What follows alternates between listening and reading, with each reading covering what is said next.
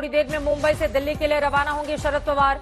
ये बड़ी जानकारी इस वक्त की आपको बता दें, शरद पवार के घर पर बैठक चल रही थी, वो बैठक खत्म हो गई। अजित पवार, प्रफुल्ल पटेल जैसे नेता शामिल थे शरद पवार के घर पे जो बैठक चल रही थी। इसके पहले उद्धव ठाकरे से जब से ये सियासी संकट महाराष्ट्र में शुरू हुआ है, 2 बार मुलाकात हो चुकी है शरद पवार की। इन सब के बीच मुंबई से दिल्ली के लिए रवाना होंगे पवार। आपको बताते चले, ये जो कॉन्फिडेंस उद्धव ठाकरे में आया है, उसके पीछे पवार की पावर मानी जा रही है। और यही कारण है कि अब शिवसेना एक अलग अंदाज में उद्धव ठाकरे के नेतृत्व में मुंबई में, महाराष्ट्र के अलग अलग हिस्सों में दिखाई दे रही है। लड़ाई बाप बाप पर भी आती हुई। पारस के पास चलते हैं। पारस, थोड़ी देर में दिल्ली के लिए रवाना हो जाएंगे शरद पवार। दिल्ली से कैसे नजर रखेंगे मुंबई में? सियासी संकट तो महाराष्ट्र में ही कायम है।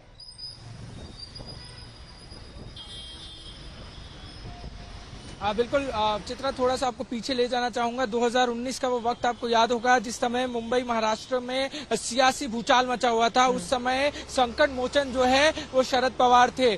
एनसीपी सुप्रीमो शरद पवार वो व्यक्ति थे जिन्होंने सरकार में एक नई जान भरी और सरकार को लाने में बेहद ही ज्यादा महत्वपूर्ण किरदार निभाया था। ऐसे ही अब फिर एक बार शरद पवार यही कोशिश कर रहे होंगे कि किसी तरीके से महाविकास आघाड़ी सरकार को बचाया जाए, शिवसेना को बचाया जाए। अब इसी के मद्देनजर हम देख रहे हैं लगातार शरद पवार जो है वो ले रहे हैं, मीटिंग्स कर रहे हैं, लोगों से संवाद कर रहे हैं, लोगों से मिल रहे हैं। बड़े बड़े नेता जो है कांग्रेस के, एनसीपी के, वो उनसे मिल रहे हैं। उद्धव ठाकरे, संजय राउत लगातार उनके घर सिल्वर ओक पहुंच रहे हैं। और अब ये बात सामने आ रही है कि वो दिल्ली जा रहे हैं, तो कुछ न कुछ प्लान ऑफ एक्शन जो है वो उनके पास होगा। क्योंकि हर बार जब भी ये सरकार मुश्किल में आई है, तब संकट मोचन बन के शरद पवार सामने आए हैं और शरद पवार ने ही जो है नौका जो है इनकी पार लगाई है। तो इस बार भी दारोमदार जो है अब वापस एक बार आ गया है शरद पवार पर। और किस तरीके से प्लान ऑफ एक्शन होगा वो बड़ा इंटरेस्टिंग होगा। इस बार प्लान ऑफ एक्शन क्या रहता है, ये बड़ा इंटरेस्टिंग होगा जानना। एक बार फिर से आपका रुख करते हुए आशुतोष, क्योंकि इस बात को समझना होगा, शरद पवार अगर दिल्ली में दस्तक देने जा रहे हैं अब से कुछ देर के बाद,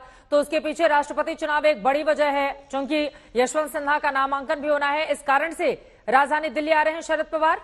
लेकिन महाराष्ट्र क्राइसिस जो इस वक्त देखने को मिल रही है, फिर उसको वो कैसे हल करेंगे, कैसे एड्रेस करेंगे?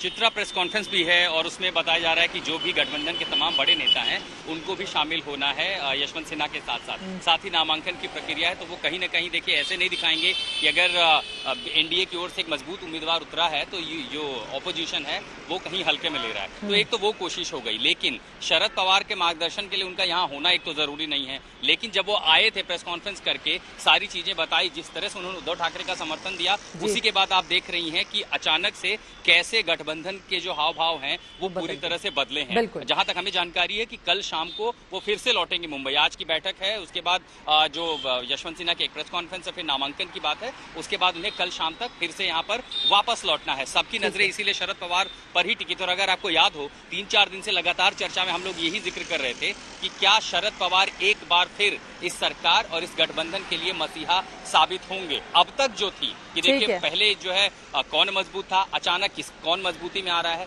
लेकिन ये पलड़ा लगातार बदल रहा है। आप ये नहीं कह सकते कि अभी किसका पलड़ा भारी है।